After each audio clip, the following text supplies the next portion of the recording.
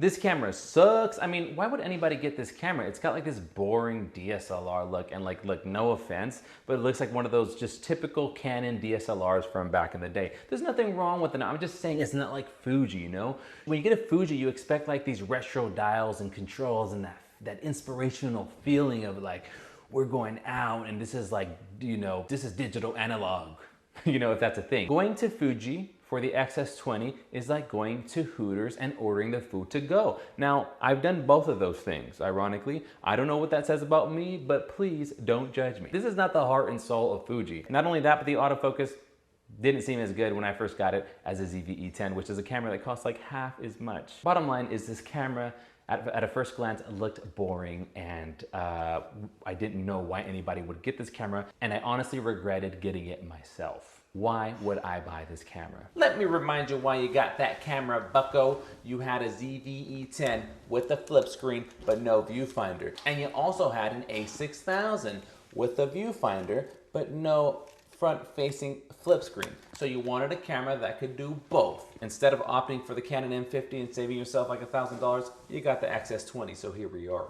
Bucko. First of all, like, no new camera makes sense economically, in my personal opinion. You're always gonna get more bang for your buck if you go old or used, but that's a video for another time. But anyways, there I was bummed out about this camera. This is the most I've ever spent on a camera. I normally go pretty cheap and budget, but I didn't feel like that inspired by this camera. It felt boring. It didn't really speak to me. I don't know why I bought it. I was not liking it whatsoever at all. Super regretting my decision. But I figured, you know what? I might as well use it. I have it. Let me just use it. I then started to really like it, and I did not want to like it. I did not want to like this camera. You know why? Because I had bought a bunch of Sony APS-C cameras. I was loyal to Sony and APS-C sensors. Oh, I just had a bunch of those, and I got them for cheap, and they did really, really good. They were great cameras. I didn't have another need for another camera, and I'm gonna be real with you, I still don't need this camera, but I really do like it, and I don't regret it anymore, spoiler. So I just didn't want to like this camera on the principle that it was like way more than the other cameras that I have, and it wasn't way better. For example, I have the Sony ZV-E10. That camera cost me $700. I also bought back in the day an A6000 for like $400. So right there you have like $1,100 worth of cameras, and I have two cameras with two bodies, which is good because if you go somewhere, something happens to one camera, you always have the other one. And look, I have a great photo camera and a great video camera, and they were both cheaper than if I just bought this X-S20. That's why I didn't want to like this camera, but you know what? I like this camera. I do, and I hate the fact that I do, but I can't lie to you. I really enjoy this camera, a lot. I don't know why I say it like that, a lot. I'm about to cry, I like it so much. Let me tell you what I like about this camera. Now keep in mind my point of view. I've had APS-C sensor cameras, okay? The A6000, the A5100, the ZV-E10, okay?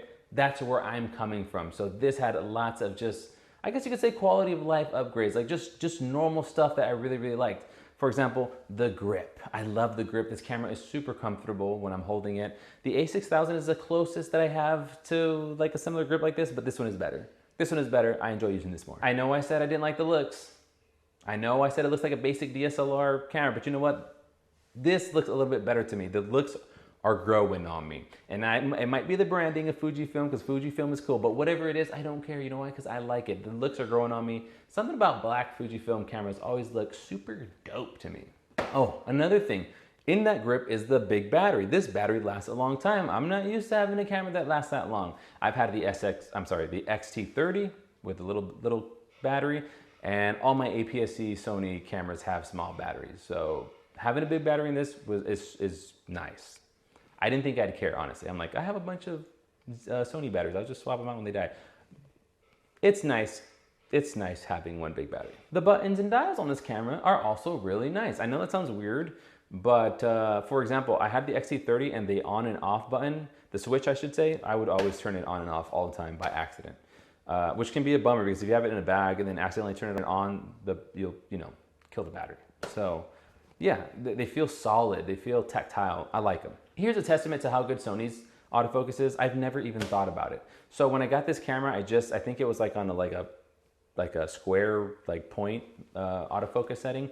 I thought the autofocus was bad because I didn't have it on continuous. So I thought this autofocus wasn't good at all, but it actually is really good. Once I started using it and started using like the car autofocus and the animal detect autofocus and the continuous eye detect autofocus, it's really good. It's more than enough. Like we're there. I don't know if I'm gonna say it's as sticky as Sony's just because Sony's has been super reliable for so long, but I'm gonna say it's good. I'm gonna say the gap, you know, as of right now, this is a first impressions video, but I'm gonna say it's good enough. It's not like, you're fine, okay? If you're thinking about this camera, you're fine, don't worry about it. I also like that this camera feels small without feeling small. Again, with that grip, we're good to go. I'm a huge fan of cameras with built-in flash. The ZV-E10 doesn't have it.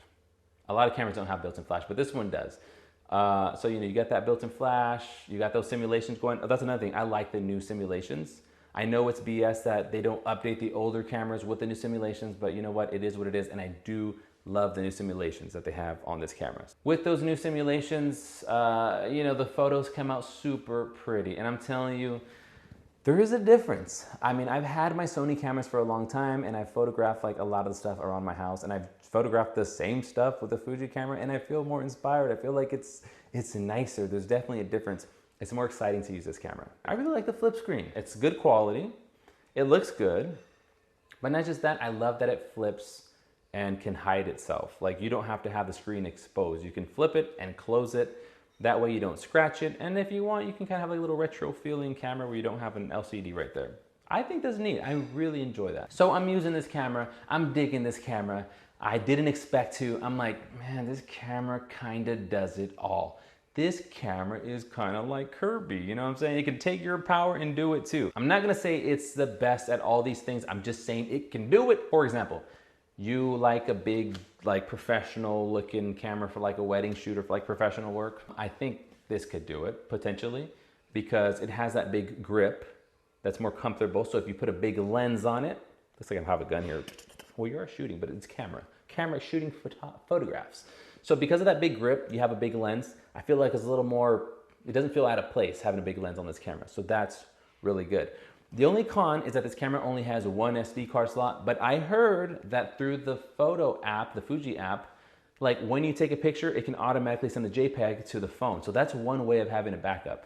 So with the grip and that somewhat like, and the JPEG backups, I feel that's, I mean, you can take your chances there, right? Like that at least you have some form of protection, even if you don't have a dual SD card slot. In that way, I think it can be like a big professional, big boy camera.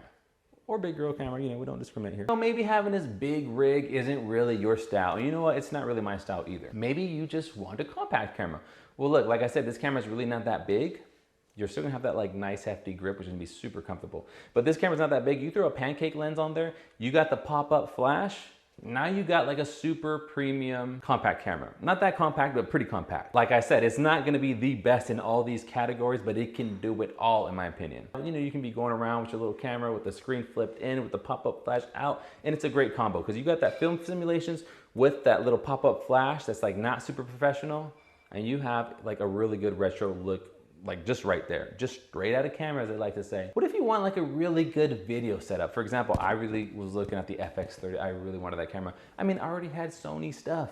I should have got the FX30, but I wanted a camera that was like a, you know, a one and done, and the FX30 wasn't great for photos. But anyways, I'm getting a little off track. What if I did want to record long form video? The FX30 is great because it has a fan. Now, although this doesn't come with a fan, you can buy one that fits perfectly in the back and you can screw it on to this camera, and you can have long form video and not like have to worry that's gonna overheat. And like the FX30, this X-S20 will also do 10-bit video, so you can have more flexibility in editing your colors. And not just that, but it does take it a step further in one aspect. This camera will do 6K, so you can crop horizontally or vertically without losing any quality if you're editing in 1080 or 4K. So this does 6K video. So you know what I'm saying? So it can be like a little video beast if you want it to.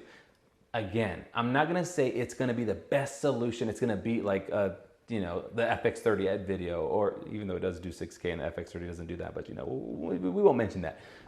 We did mention that.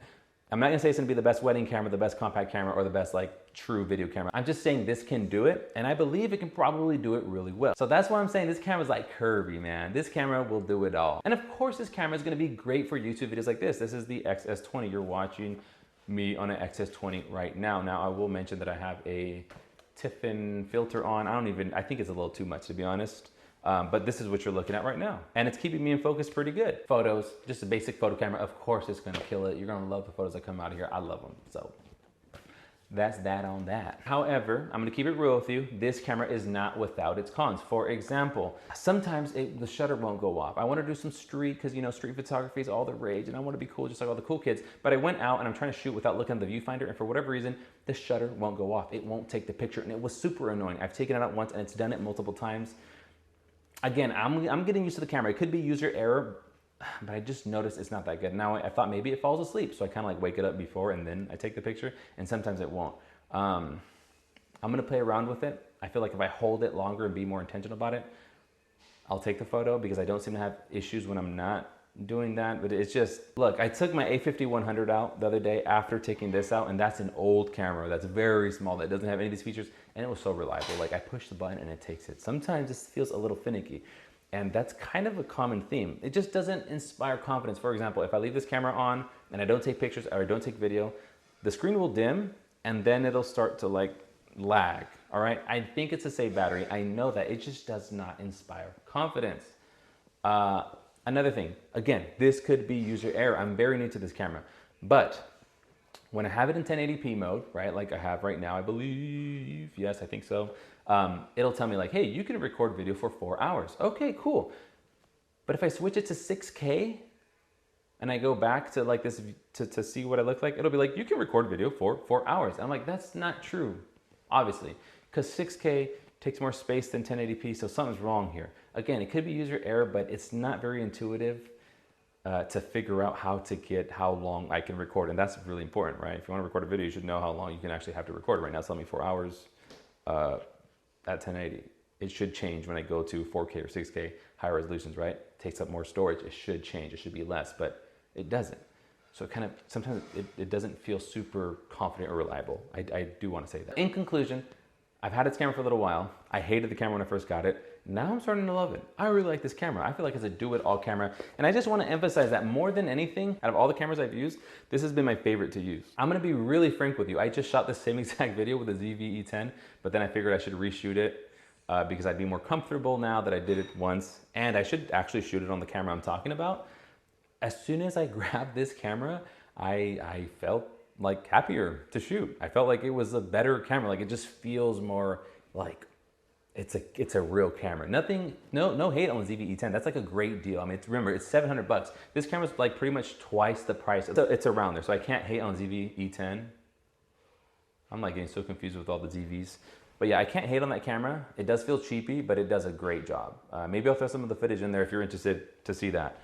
But yeah, I just want to emphasize that because it stood out to me right now when I switched cameras. Hey, it's me from the future. I just want to say, yikes. The ZV-E10 footage looks so much better. However, I do have to be fair to the X-S20 because I put the Tiffin diffusion on and it reduced the contrast. But when I shot it on the Sony, I made sure to up the contrast to compensate. And then when I did on the X-S20, I didn't do that. And I was using a custom film recipe on the X-S20 that reduces contrast. So I feel like on the X-S20, the contrast was just super lacking contrast. This makes me want to do more testing though, because the ZV-E10 video footage just looks so much better in my opinion. But all the other points still stand. I'm like, I like this camera. Like on paper, you probably won't see it, but I really like this camera. It feels like a real camera. I feel good using it. I don't know how else to say it. But yeah, huge disclaimer on this video is that this is a first impressions video. I still have to use this camera a lot more to you know, see if there's more like little bugs or hiccups, or to see if maybe it's better, and maybe like the few things that I got that I didn't like about it was my fault, because that could definitely be the case. And if you know anything like that could help me with that, please let me know in the comment section down below. If you want to see more, please subscribe to the channel. I have Sony cameras. I have some other Fuji cameras. Yeah, I should say, like when I say this has been my favorite to use, that includes the X-S20 that I've used. That camera looks cooler, I think, but I like using this one more. I want to do like comparison videos to see like what you get for your money. And I also want to do like maybe some costs like analysis, like maybe like what can you get for this much money compared to this? I don't know, I'm a little scattered because I've always believed in like get the budget gear If you can make it work, you're gonna make it work. Also, there's like satisfaction to it. And I feel like Fujifilm is good at that, and this camera is no exception. I enjoy using the camera. Peace.